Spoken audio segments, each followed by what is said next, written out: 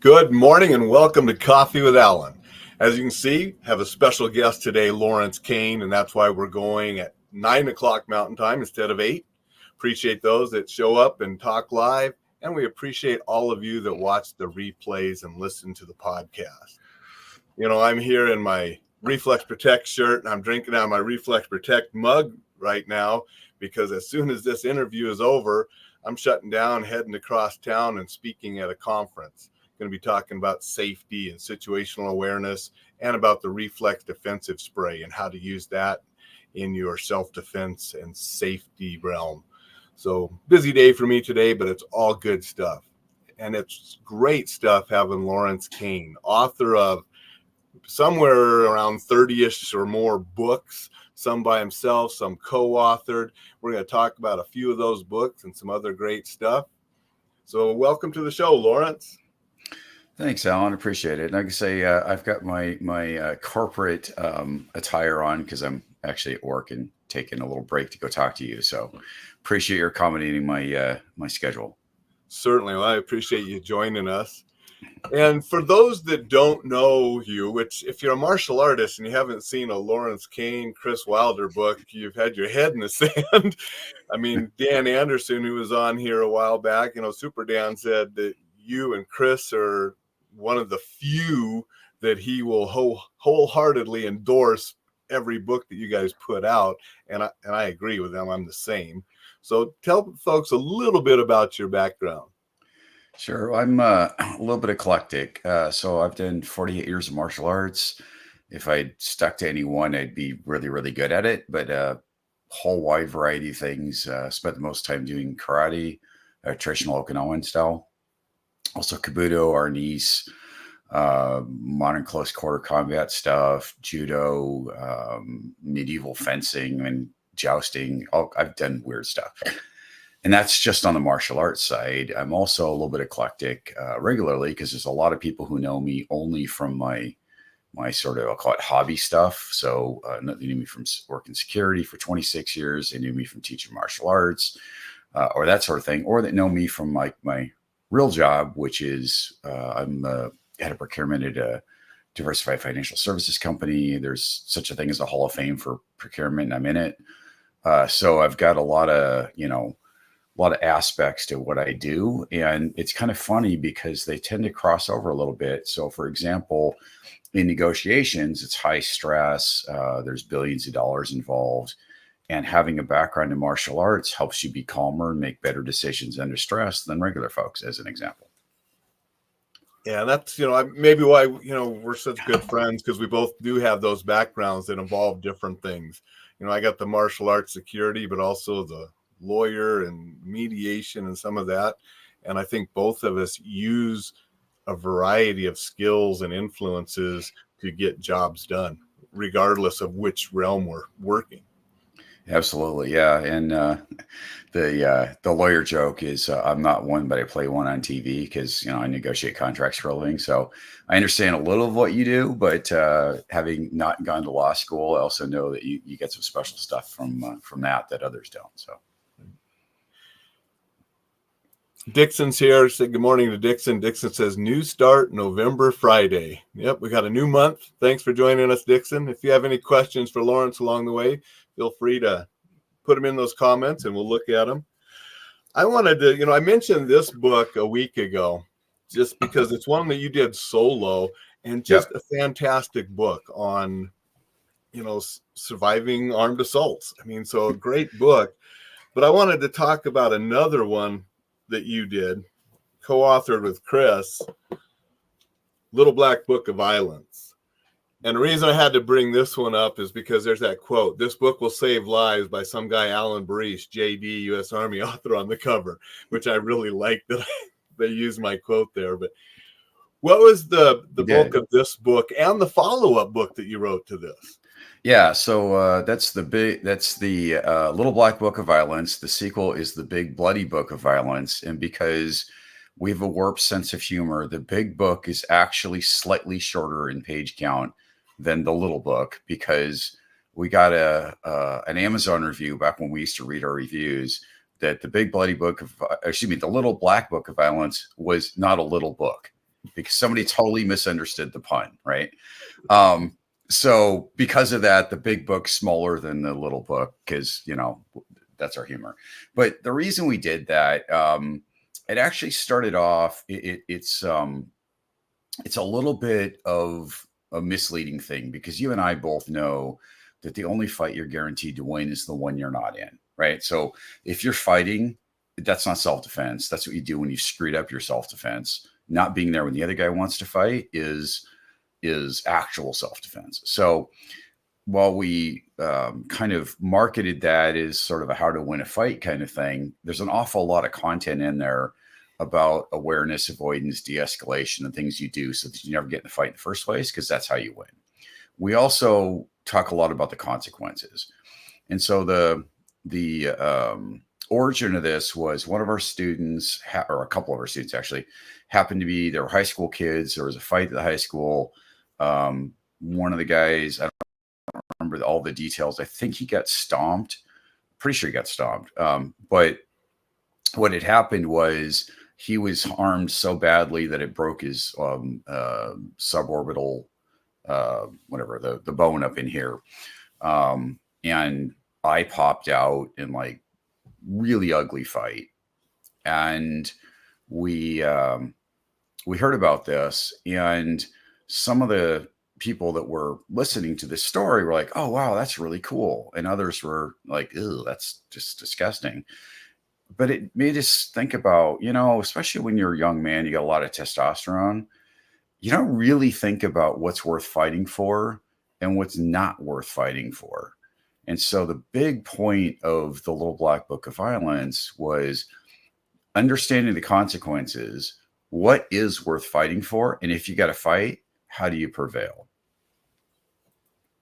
And I love that because it is so true. And I think both of us, being a little bit older now, getting older all the time, and we both can remember, 20, 30 years ago when we were younger and maybe not as wise and doing some dumb things. And I'm so glad that, you're putting out information to try to help those, because I do the same thing. It's like, now, will they listen to us? Would we have listened when we were younger? Hopefully a little bit anyway. Well, I mean, to that point, so I used to be the guy who'd go to hockey games to pick fights, right? So I was that guy. And I actually had, I was in a fraternity in college, and we had our pledge father, who is a Washington State rodeo champion and just this total badass. I mean, as an example, we were playing a flag football game, and I got in, sacked the quarterback. I was playing defensive line because I was faster than all the linemen and slower than all the skill players. And nobody else wanted to do it, right? And so I went in there and I sacked the quarterback. I think it was like 3 times in 4 plays. And one of the guys on the other team got a little pissed, and we're playing flag football, but it was really tackle without pads. And so after the plays, I'm walking back. I'd taken 5 or 6 steps. I mean, it's a long time after the play. Guy comes up and blindsides me, just lays me out. And the one really cool redeeming thing was, because I totally didn't see this coming, was I went, head over heels, landed on my back, looked up. I see my glasses flying through the air, reach up, caught them, and put them back on. So that was my only cool moment of that, getting absolutely destroyed by this dude. But I get up, and in retrospect, I think I had a concussion, but nobody realized it. But anyway, Jerry goes, hang on, that was not cool. I'm going in for you on the next play. Anyway, yeah, I guess you're in charge. So he went in and he put the guy in the hospital. I mean, he hit him so hard, and it was just, it's a normal football tackle, but he hit him so hard you could hear the guy's ribs breaking. And afterwards he came up and went, I got to protect my guys, but I shouldn't have done that. Like I forgot how strong I am compared to like a normal person. And I like, please learn from this. Don't do that yourself. And that was the last time I picked a fight. I've been in a lot of fights because, security and things like that. But just having this dude I really respected go, I screwed up. I shouldn't have done that. You thought it was cool. It wasn't. Here's why. And explaining this on the sideline of a football game, it was really impactful to me. And never picked a fight since then. Tried to avoid them. I'm actually very pleased to be able to say I've had to draw a gun multiple times, but I've never had to fire it, as an example. And so, so even though I was that guy, I actually listened. So I'm really hoping other people will listen because of the way we laid that book out. There's another book was actually specifically designed for that called Dude, the World's Going to Punch You in the Face. It's designed for at-risk youth. It's designed for teenagers, primarily guys. We did a whole bunch of we actually took longer to research how to get to the audience than we did writing it. And so the cover is Chris's son Jackson with his face all scrunched up in a boxing glove, like just looks like it's just hammering him. That's got the world imprinted on it. And so it's this weird cover. People look at it and go, huh? And it gets their attention. And the pattern is that we, in all of our testing, it proved true. We told parents or guardians or, counselors or whatever it was, ministers, hey, just leave the book sitting out. Don't say anything, because if you tell the kid to read, they're not gonna. So just leave the book sitting out. And what happened every single time, kid would see this, look at the cover because it was attention getting, set it back down. Second time they pick it up, kind of flip over the back cover, look at the front cover again, set it down. Third time, pick it up, flip to a random page, read a little bit, disappear with the book, come back a different person a month later. And it happened over and over and over again. We tried this multiple times. We also, after it went live and was for sale, got notes from a lot of people, social media or email or whatever. I'd say letters, but nobody writes a letter anymore. And we get notes from parents or others that saying, like, this made a huge difference. And I mean, to the point where I've given out a bunch of them to a religious institution, and they've been giving it to some of their folks in their youth program, as an example. And it really works. And it's because it's not preachy. It doesn't talk down to the kids. It just explains what's what in real terms. And you probably remember Mark Animal McYoung. He's a contributing author to that as well, and has a little, kind of a sort of a light version of Scared Straight, for those who remember that, of the, look, I'm going to tell it to you how it's real kind of thing. But it doesn't just cover violence. It covers all aspects of life. And it's done in a very positive, non-preachy way. And it's all soundbite theater. So you don't have to read it front to back. You can open any page, read 2 pages, and you get something with a takeaway. No, that's awesome. I'd hold one of those up, but I don't have it here. And you say, yeah, I don't either. You say, yeah, you probably remember Mark Animal McYoung. I remember walking into the room, tiptoeing silently, and him jumping up with a battle axe one night. I wasn't as quiet as I thought I was. That's back down when we were living in the same place and doing bodyguard work and training in Southern California. Oh, that's awesome. That sounds very much like him. So those of you who've heard of him, Mark's written 1 billion books, and we had him up for some, I think it was Marshall University or something that Chris was hosting. And there's a whole bunch of people there, including 4 or 5 cops.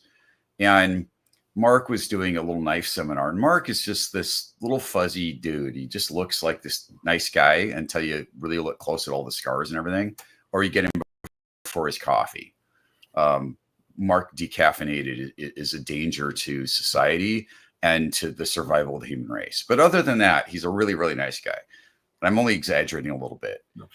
He's a great guy. He's actually helped me get my first book with Paladin Press. Oh yeah, yeah. No, he's a great guy. Yeah, and that's like we were down in California. And super, super knowledgeable. And anyway, but Mark with a knife is not kinder, warmer, fuzzier Mark. Mark with a knife is like legitimately scary. And he was in there, and we were using, I think we were using shock knives or some kind of training tool. I don't remember. It's been long enough. All the stories blur. And by the way, I've had 7 concussions that I know about, so I do not have the greatest memory in the world.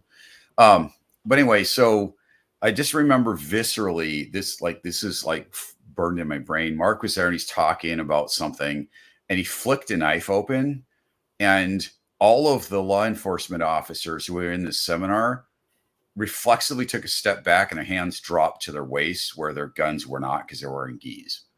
And like, he was that scary when he was on, and it was just like, oh wow.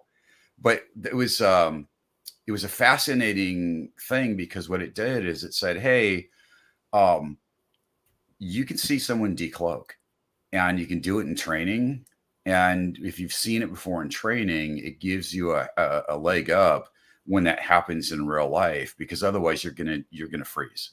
And it was, so without even intending to, Mark gave this like great lesson that everybody learned. And afterwards, people were joking about it, because everyone who was a cop who carried a gun for a living dropped their hand to where their gun would have been if they weren't wearing a gi. And it was just like, wow. I like that. And, Dixon made a comment saying, I know how old you are. It better have been 30 to 40 years ago that you let testosterone influence your decision making. Actually, it was over 40 years ago. Yeah.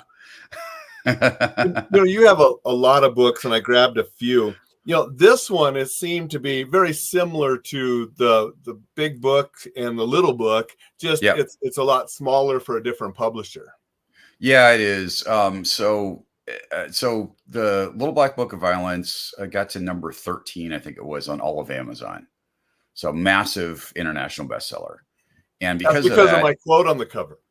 Yes, I'm going to give you credit. It's because of your quote, totally. But you don't get a commission off that. Right. I mean, it really blew up.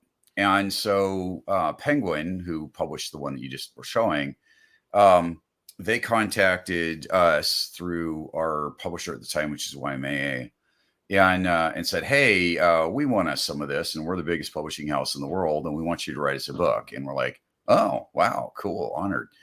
I'll tell you that working with them was awful. Like, I have negotiated multi-billion-dollar contracts in less time than it took to negotiate the contract with them. They are probably better by now, but back in those days, if you were the talent, you took their contract as is. And I'll give you an example. The contract said the author will provide 2 typewritten copies of the manuscript, an electronic copy in a format that's acceptable to the publisher, which you found out by doing a registered letter to their law department. I'm like, no, not going to do that. I don't have a typewriter. If you want a printed copy, I'll give you 2 printed copies, no problem. And you tell me what electronic version you want. You want a Word document? You want a PDF? What version you want? Just tell me, write it down. It took months to get them to change that. So like, that's the way the contract works. I'm like, yeah, but then I'd be in breach from day one. And like, oh, we wouldn't enforce it. And you're an attorney. I imagine your reaction was the same as mine. No, sorry, not interested. It was just awful. And you wrote about that in Punching Up, which I showed on this show a couple weeks ago. I don't have it here with me, but that's a book that you guys wrote specifically on writing for those that are wanting to write. Yeah, you're going to do a presentation later today. I speak at conferences frequently, typically about procurement stuff. And in my bio, it always says the number of books I published, which at the moment is 30. And so you're pretty close in the intro. Chris has 32. And so after every presentation, I'll be talking about, something. This is how you save billions and billions of dollars in negotiations, or this is how you do supplier-driven innovation, or this is how whatever, this is how you leverage emerging technologies like AI, ML, generative AI, whatnot in our field. And people still come up to me afterwards and go, hey, I see all those books you wrote. I've always thought I could write a book. Could you help me out?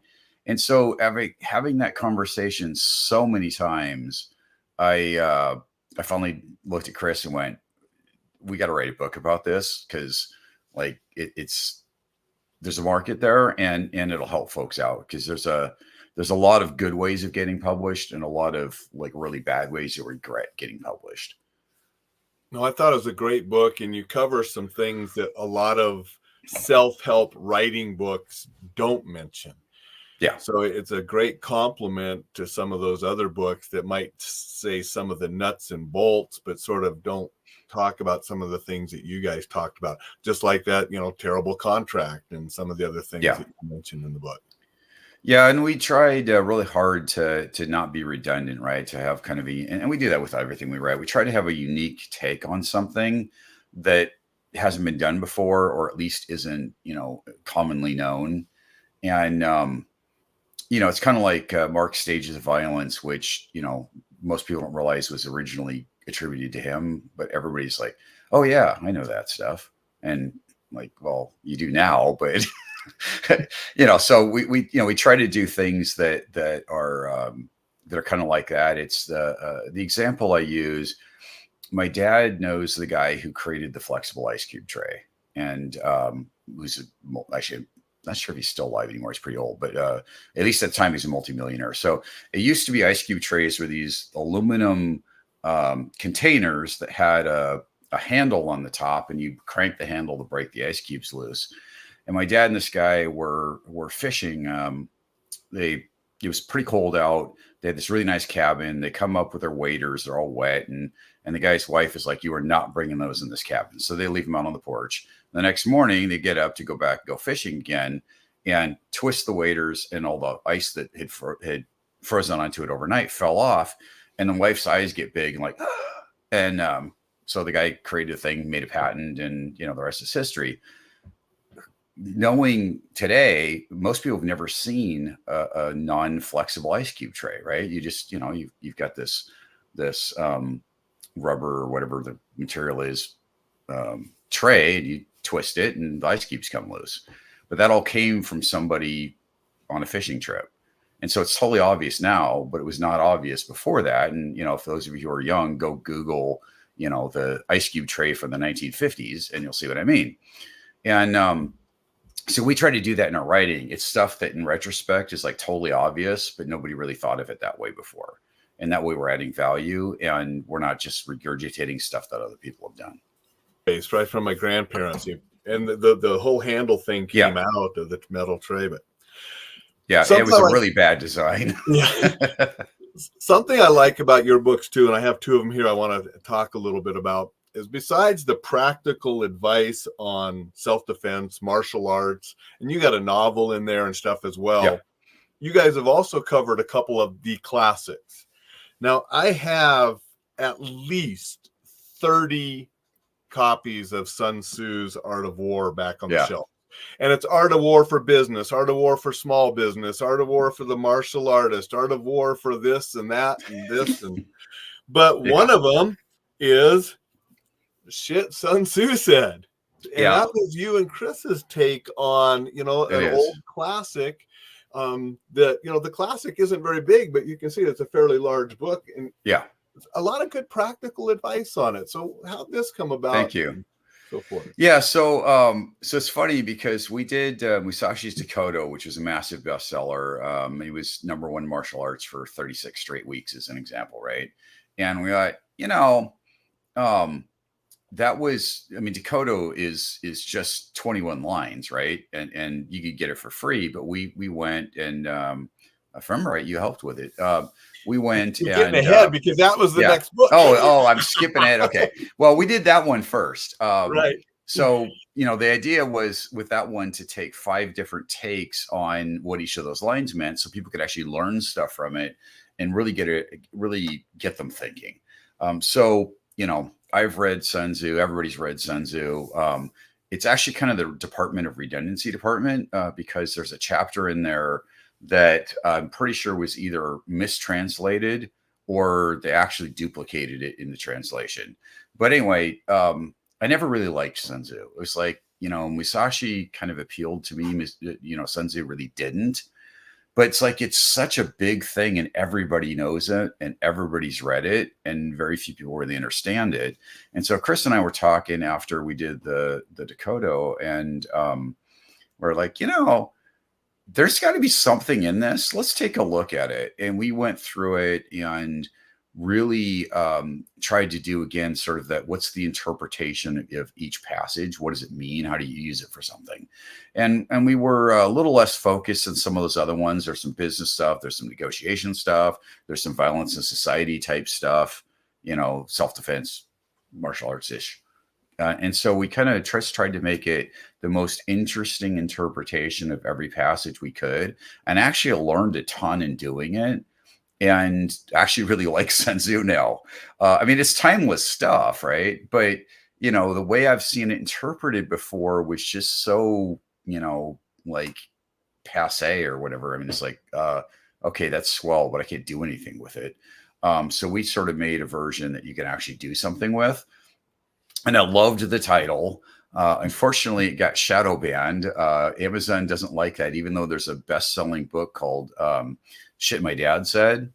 So what we discovered after the fact, is actually in the book on getting published, is that if you are a big house, one of the major publishers like Penguin or Macmillan or whatever, you don't have to follow the rules that everybody else does on, say, Amazon, right? Everybody else, like there's a martial arts style called Shito karate, and they think that Shito is a bad word, so you can't find any book with that in the title. And if you write a review that has the name of the book in it, it will not be published, and you'll get a strike for community standards because they think you're using a bad word, even though it's a foreign language, right? So if you're a big house publisher, you don't have to worry about that stuff. If you're a niche publisher, that one that you were telling up, Shit Sun Tzu said, was published through our company, which is called Stickman Publications. And unfortunately, not a lot of people have it, because you have to search for it exactly, or you will not find it on Amazon, because it's shadow banned, because it's got a naughty word. So even though we actually used an upside down, we didn't use an I, we used a exclamation point, which is upside down I. Yeah. But so if people want to go look for it on Amazon, there we go. Exactly. If you search for the exact title, you will find it. But if you don't, you will not. But the idea, the subtitle is Classic Wisdom for the Modern Mind. And the idea is we tried to make what was written, thousands of years ago actually relevant to people today. And I think we did a pretty good job of it. We just did a really bad job of the title, because it's an awesome title, but we didn't know nobody could find it. Right. Yeah. I mean, that's hard-won wisdom, I guess, right there. But you shared it in your writing book, which I think will help other writers and people. Yeah. And then you mentioned this book, and this was the last book I wanted to talk about, because it's one of my favorites of yours, because I helped contribute to it. You did. And that is the Dakota. And I mean, this is by you and Chris, but myself, I contributed, Lisa Christensen and Wallace Smedley, the 5 of us. And this is a book that I know that you don't have. This is one of, I believe, only 2 in the world. And this book is signed by all 5 authors. Yep. That is correct. The other one is over in Belgium. Yep. A friend of mine, Nick, he asked me, he said, Alan, is there any way I can get that book signed by all 5 authors? And I said, let me work on it for you, because Nick has been a good friend for years and years. And awesome. So we passed this one around to everybody through the mail, and then I kept one and I mailed the other one over to Nick in Belgium. That's awesome. Yeah. Very cool. And you notice all the awards on the bottom. That was very, very well received. It's been a very large bestseller.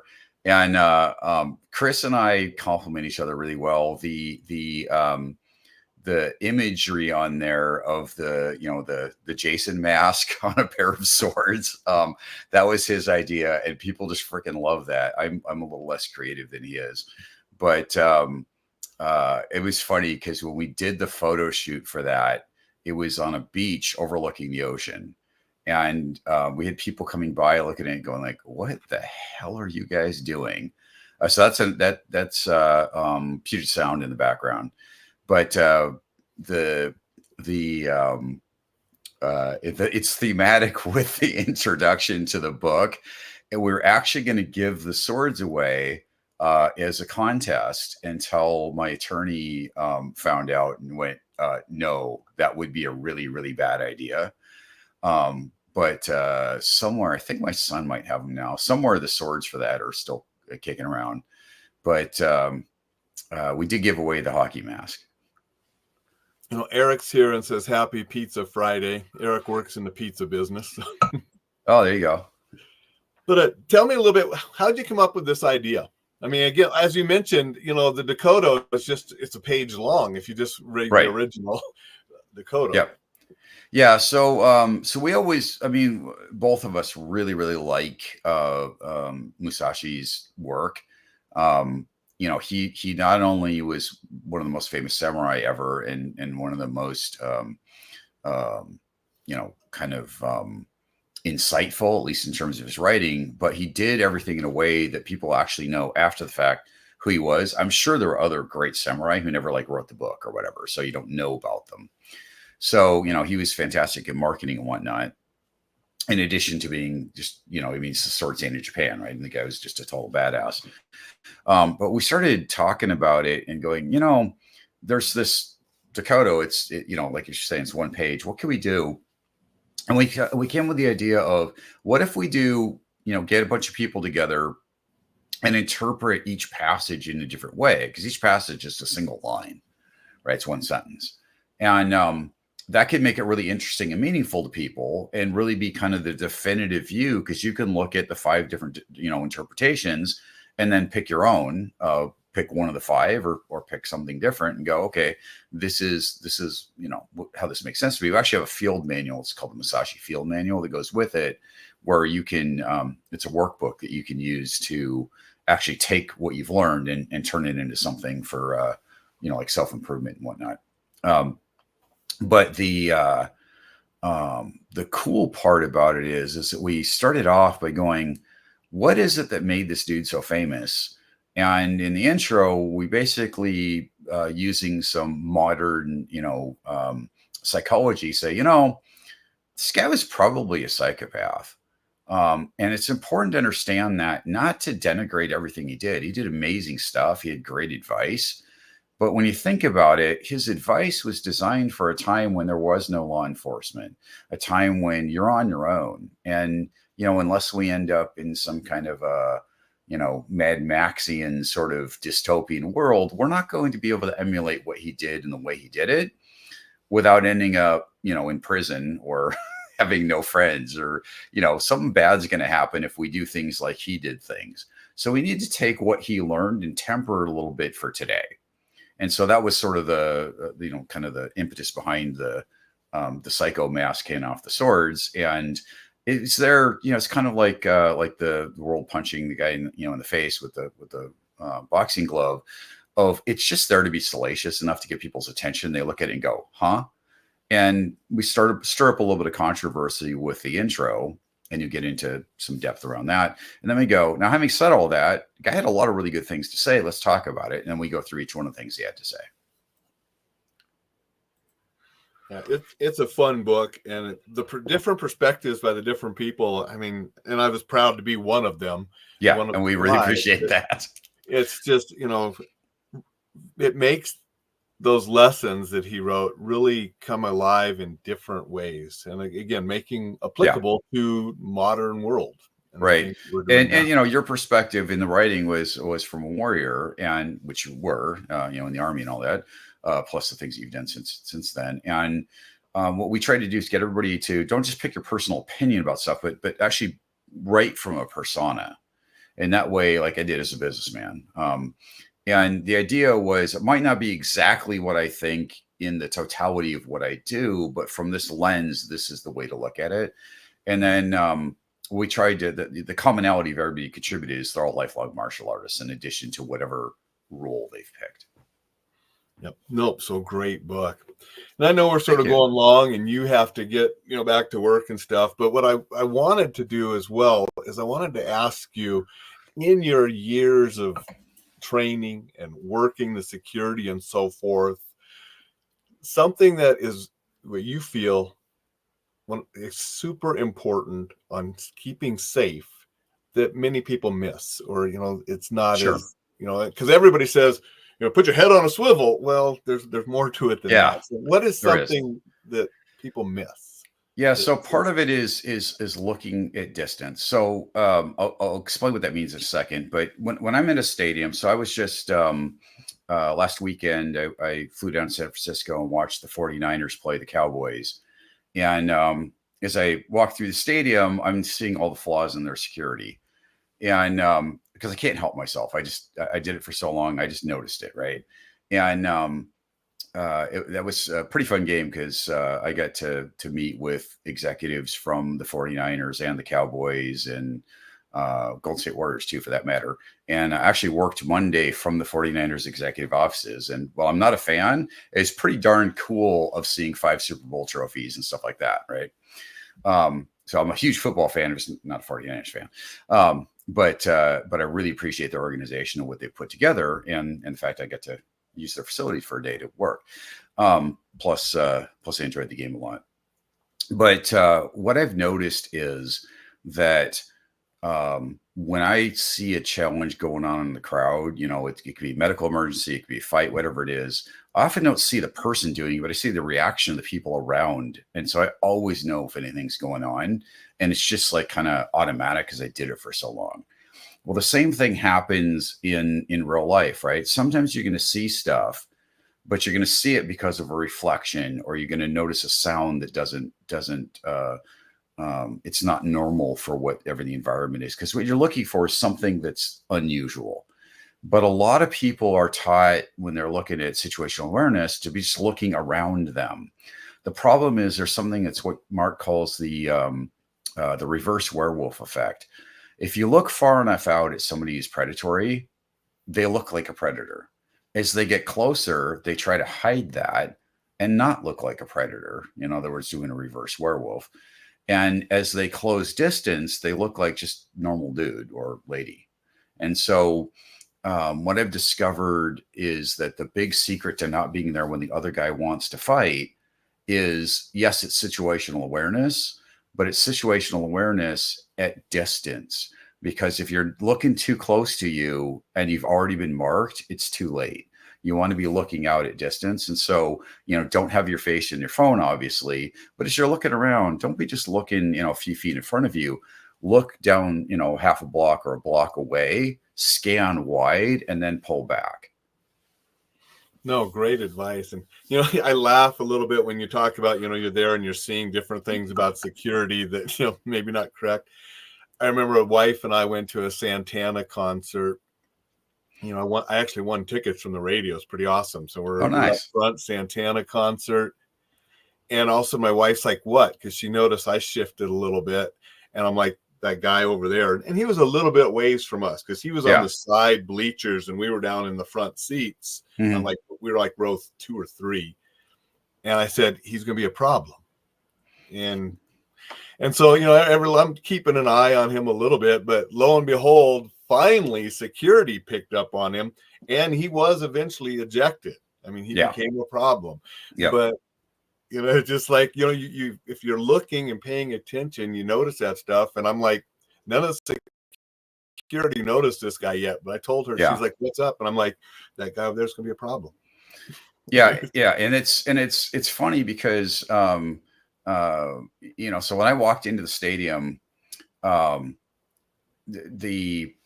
have every stadium's different. Some of them have kind of IR based or AI based scanners that will pick up shapes and whatnot and do a full body scan as you walk in. These guys had metal detectors, and as you walked up, if you had a bag, you had to have a clear bag. You went in one line, and if you didn't, you'd have the other line. So I didn't have a bag. I was walking with a lady from the Cowboys. And the security guy who's paying attention to the metal detector was looking at her because she's very attractive. And I walked through, it set the detector off, and he didn't even notice because he's looking at her. Now, it just happened to be I have a belt buckle that's steel. It's a rigger type belt. So, I wasn't sneaking anything in, but I could have been. And that's the difference between, kind of the amateur and the professional, because the professional is not going to look at the attractive lady. They're going to look at what's the threat. And somebody setting off the motion detector is kind of a threat. The metal detector, I said the wrong word, is kind of a threat. And it's just a red light or a green light, but it only goes as you're walking between the two poles, right? And so if your job is to pay attention to the metal detector, pay attention to the freaking metal detector.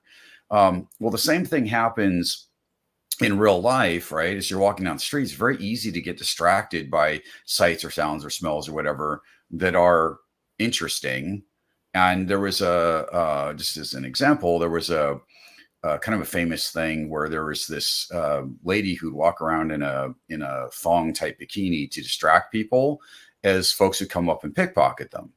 And it's the same concept, except that was intentional, and it, the stadium that I went to was inadvertent. But hey, you can appreciate the attractive person, but don't be distracted for so long that somebody comes up and pickpockets you or whatever happens to be.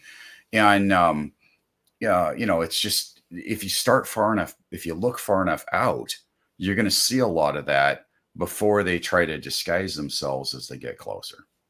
No, great advice. And, you mentioned Mad Max earlier. And so Dixon made a comment. I prefer Snake Plissken to Mad Max when it comes to dystopian future scenarios. Yeah. Escape from New York, baby. Yeah. Well, okay. If, and the best thing about Snake Plissken had to be the LA, Escape from LA at the very end when he just pulls the blood. Yeah. Yeah. There you go. I mean, hey, it's, there's a lot of fun dystopian features. I got to say, I love the Mad Max, the double barrel pistol shotgun. That was just kind of an iconic weapon. But hey, it's all good, man. We love ourselves a little dystopian future out there. We just don't want to really live it. Exactly. Yeah. Enjoy it in Hollywood. Yep. The last thing I wanted to ask you, and we'll shut it down so you can get back to work, Lawrence, and I'm going to go do my teaching.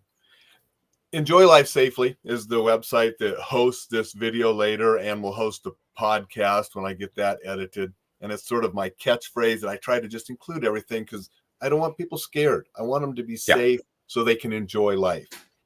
What is something you enjoy, either by yourself or with your family, and something that you do to make sure you're safe when you're enjoying it? So my son is a certified strength and conditioning coach, personal trainer, nutritionist. He actually he used to own a fitness company. He doesn't do that. He's actually just moved to California trying to act full time. So hopefully he'll be very famous in the not too distant future. But I've always exercised a lot. And in fact, you could probably see over my shoulder, I have this little tiny house that elliptical trainer is next to my sit-stand desk, which makes the room look a little crowded. But it's a mini version that was from a naval ship. So the normal size ones don't fit. So I bought a refurb one. So if I'm in a meeting, I can use the stand desk, or I can get on that and just kind of get some steps. I live in Seattle where it rains a lot. I work out with weights 3 days a week. I just like to do physical activity because A, it makes me feel good. And B, there's this, somebody, I don't remember where this came from, but somebody said, it's better to be the oldest person in the gym than the youngest person in the nursing home. And not my phrase, but I love that phrase. And so I always try to do something active. So on the days I work out, I'm doing as heavy of weights as I can. And on the days I don't work out, I try to get at least 10,000 steps. And that allows me to, stay relatively fit and to be able to enjoy life safely because I'm not so worried about, I've got really good situational awareness. I'm not worried about getting mugged or something. I'm worried about being sedentary and causing injury to myself from, walking out the door and breaking my ankle or, having a heart attack or a stroke or whatever it is. Right. So I really enjoy fitness. And I try to do it with, when Joey was still in the same state, we would work out together 3 days a week. And that was always a neat thing. I still work out with other people whenever I can, because it's fun to do with a group. But that's my big thing is I really try to do something that involves fitness that's fun. So, my wife and I will sometimes go on a hike together. Hey, let's go climb whatever. And we do. And so, it's things like that where it's inexpensive to free, depending. Right. And, but it just keeps you healthier for the long run. And so that's kind of the first thing that comes to mind that kind of ties those things together in my in my world. And that's awesome, because so many times some folks get all fixated on the danger out there is the bad guy in the bushes, when the danger might be clogged arteries or, Exactly. sedentary lifestyle. And Right. so, to enjoy Well, they say life, sitting is like worse than smoking cigarettes for your health or something like that, right? And we all do that every day, right? So, sit, stand, desk, walk around, like that's you're more at risk in most places from that than you are from a mugger, both statistically and just sort of practically. Oh, exactly. It's funny. Dixon had to say Steve McQueen's wanted dead or alive for the iconic pistol weapon. You mentioned Mad Max's. Well, Steve McQueen had a good one too. Both Mel and I don't McQueen. remember which one that was. I remember from the Westworld, the what was that? The black powder. It's got the shotgun pistol combination. Right. LePage. I think it was a LePage revolver. But I don't remember what Steve McQueen's was. Didn't he have the cut off, the sawed off lever action in that one? Might have been. I thought that was Arnold from the Terminator, though. Maybe they've used the same thing in more than one. Arnold had that shotgun too, though. I mean, that he. Yeah, but it was a short barrel shotgun, lever action shotgun. Yeah. I remember him saying how many times he twirled it practicing and just to get that couple seconds on scene. Oh yeah, yeah. I clearly need to watch more movies, so that's my takeaway from this. Right. But I didn't realize that Joey had moved down to California. I wish him all the best down there. Yeah. Yeah, well, thank you. Yeah, he's like he did a Red Baron pizza commercial. He's in little stuff, but he's trying to be a full-time actor, and he's only been down there a couple of months. So I'm pretty sure he's going to make that happen. That's just what he does. Plus, thankfully his looks come from my wife, not from me. Yeah, he's a good-looking kid. He's in shape, so I mean, he's got some good stuff going for him to be in that kind of business. So yeah. Yeah, he's in really great shape, which is huge in that. And there's it's all a matter of like what look are somebody looking for, but I'll see if you can. He looks like a young Keanu Reeves.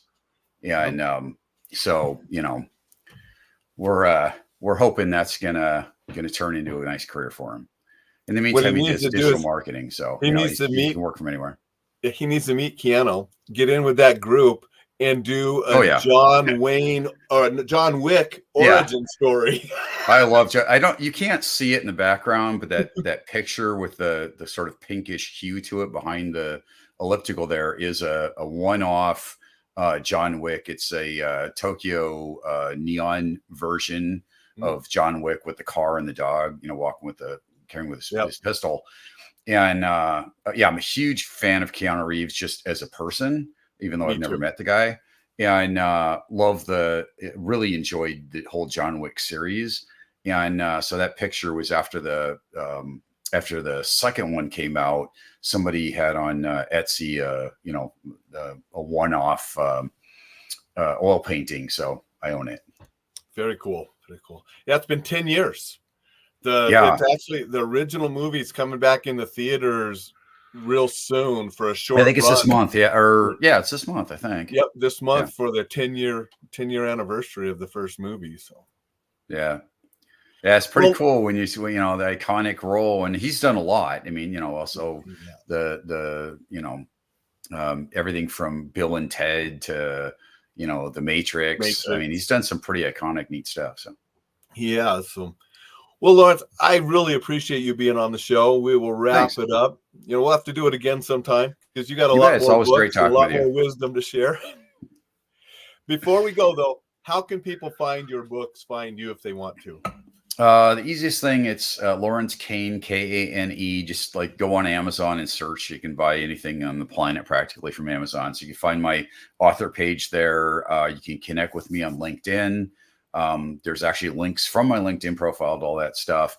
I don't advertise a lot. So that's the easiest ways to do it. But, You can also, when you do the search on Lawrence Kane, I'm Lawrence Kane, who's the author, not the one who's the Zodiac killer suspect. So just, for clarity there. All right. Well, thank you much. So everybody go to Amazon, Lawrence Kane, Kane, 30 books to choose from. And although one of them's a contracting, if you're an attorney or you work in procurement, you will like it. If not, it'd be a great way to fall asleep. So I think for your audience, there's really 29 that are relevant because one of them is actually work related. Sounds good. Well, thank you much, Lawrence. Everybody, go out, make it a fantastic Friday, and we'll see you tomorrow.